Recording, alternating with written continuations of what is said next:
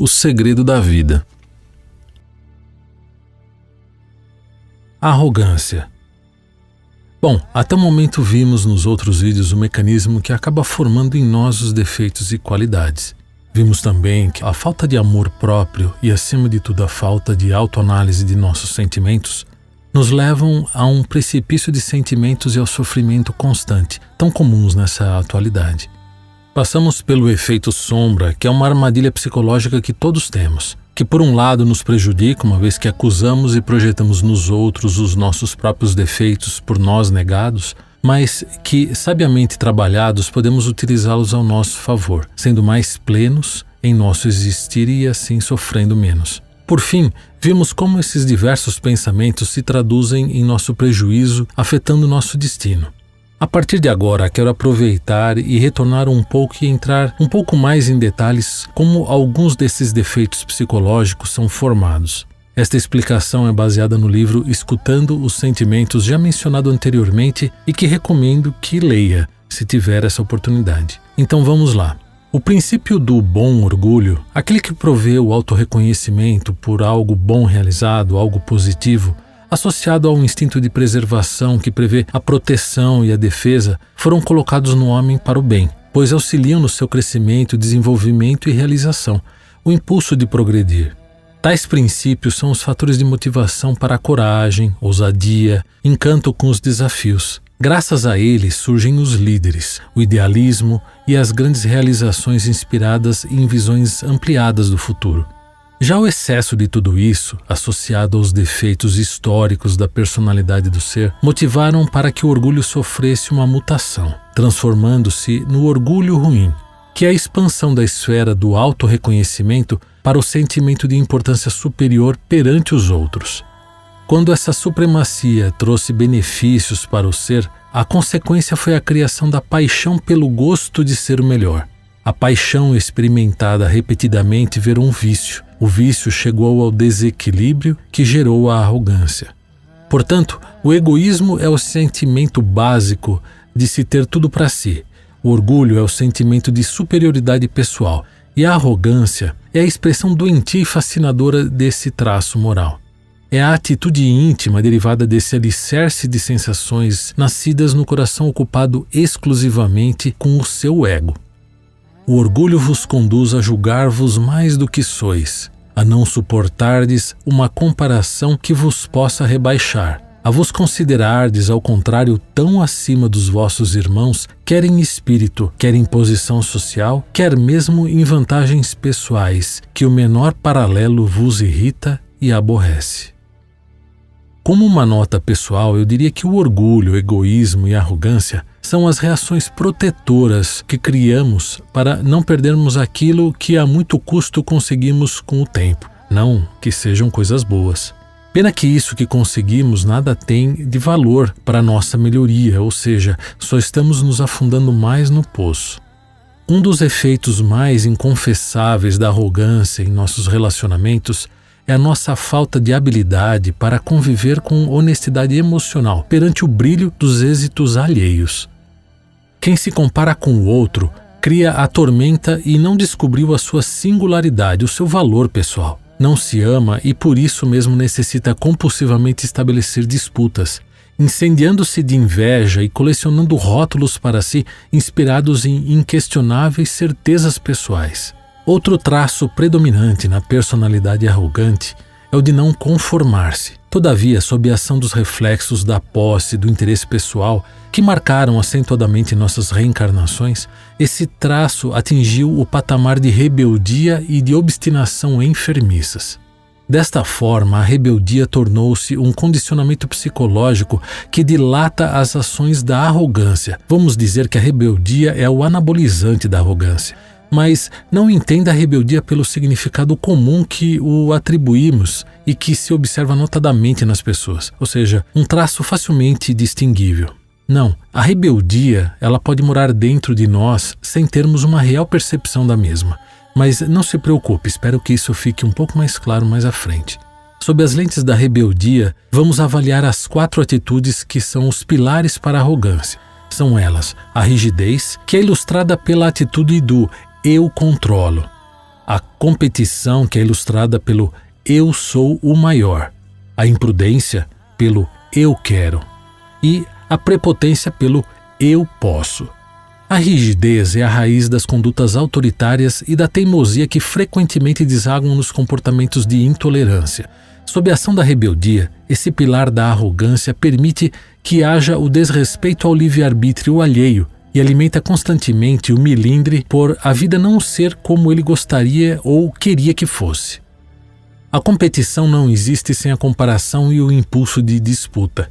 Quando tomado pela paixão, e lembre-se que a paixão é um dos primeiros estágios antes da formação da arrogância, o resultado de semelhante ação é o sentimento de inveja, ou seja, você se compara a alguém e acha que é o melhor, mas ainda apresenta falhas e insegurança que causam a inveja.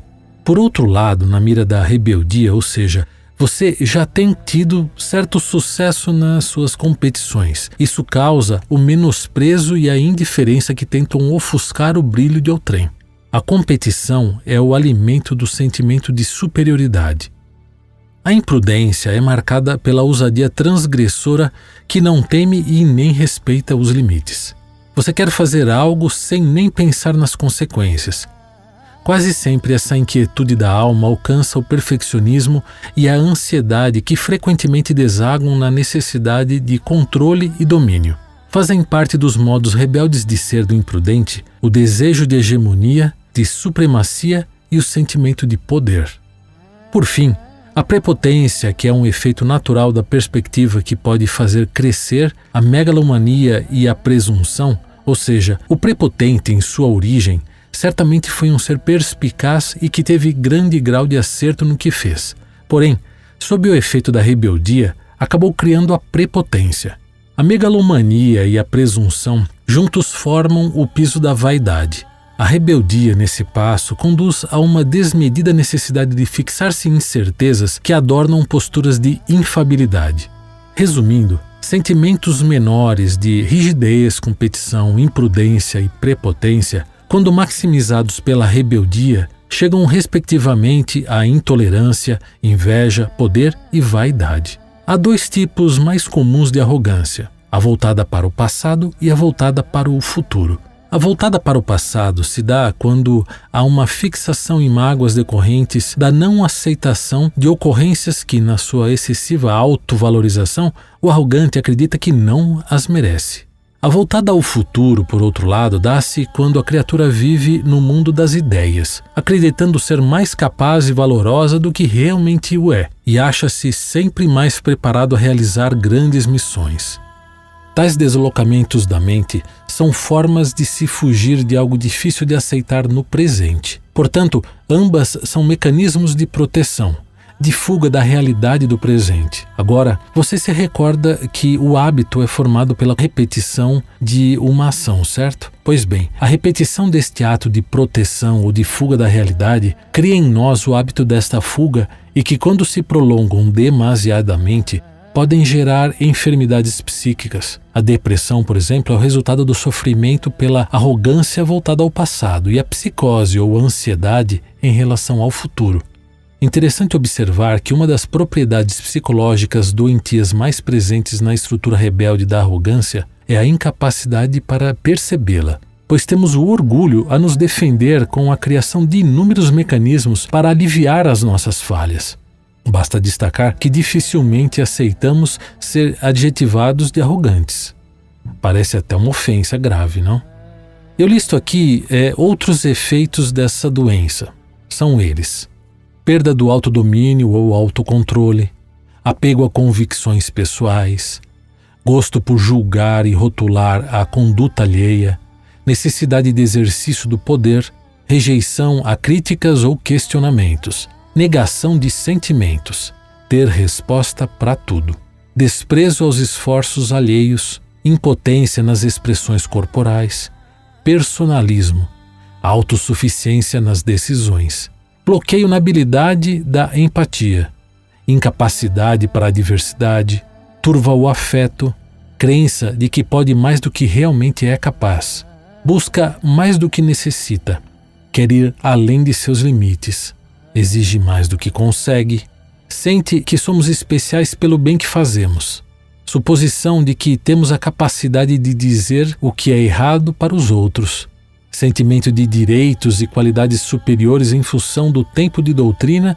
e da folha de serviços, crença em que temos a melhor percepção sobre as responsabilidades que nos são entregues, julgamento de estar apto a conhecer o que se passa no íntimo de seu próximo e, por fim, desprezo pelo valor alheio. Se você se identifica com qualquer um desses itens listados acima, então examine-se melhor, porque você tem alguma coisa da arrogância ou desses defeitos dentro de você. Muito bem, a ausência de consciência sobre esse sentimento e suas manifestações de rebeldia tem sido responsável por inúmeros acidentes da vida interpessoal. Segundo o autor do livro Porta Larga, O Caminho da Perdição Humana, arquivado na biblioteca do Hospital Esperança no lado espiritual, a arrogância é a porta larga para a implantação do caos no orbe terreno. Na questão 917 do Livro dos Espíritos temos o seguinte: quando compreender bem que no egoísmo reside uma dessas causas, a que gera o orgulho, a ambição, a cupidez, a inveja, o ódio, o ciúme, que a cada momento o magoam, a que perturba todas as relações sociais, provoca as dissensões, aniquila a confiança, a que o obriga a se manter constantemente na defensiva contra o seu vizinho, enfim, a que do amigo faz inimigo, ele compreenderá também que esse vício é incompatível com a sua felicidade e, podemos mesmo acrescentar, com a sua própria segurança. Então, a ignorância de seus efeitos em nossa vida também é explorada pelos gênios astutos da perversidade no planeta, os obsessores, os magos negros, etc., que falaremos mais adiante. Portanto, a arrogância retira-nos o senso de realidade. Acreditamos mais naquilo que pensamos sobre o mundo e as pessoas do que naquilo que realmente são. Ou seja, cria-se um mundo paralelo no qual a pessoa passa a viver desconexa com a realidade, que, por sua vez, estabelece a presença contínua das fantasias no funcionamento mental, isto é, a interpretação ou imagem desvirtuada que a pessoa alimenta acerca dos fatos, pessoas e coisas. Nós criamos nosso próprio purgatório na Terra, e quando digo próprio, digo particular mesmo, pois criamos uma realidade muitas vezes inexistente e da qual padecemos, e muitas vezes quem está de fora não enxerga da mesma forma e com a mesma intensidade. Para finalizar a ilustração desse tema, que é de extrema importância, temos que entender que, considerando a doutrina espírita, nós viemos de diversas reencarnações. Evoluímos em alguns pontos, ainda bem, mas ficamos estacionados em outros, apesar das diversas ajudas que recebemos. Há a vontade interior de melhorar e achar o caminho, mas no meio da abundância de más influências que recebemos nessa vida, não ouvimos nosso espírito implorando para mudarmos o rumo, e muito menos o nosso anjo da guarda ou amigos espirituais.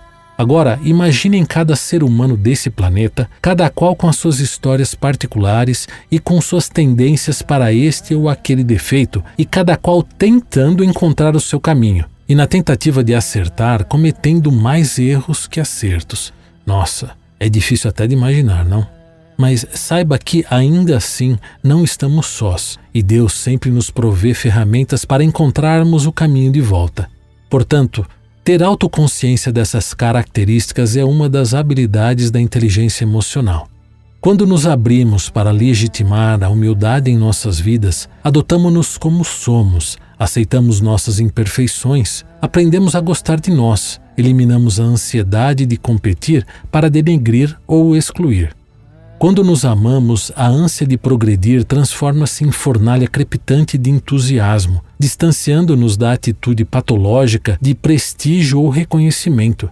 Então, por que essa compulsão em ser o primeiro em uma obra que nem nos pertence? Na obra de nosso Mestre há tarefas e lugares para todos. Deus saberá dar-vos um mais elevado céu, se o merecerdes.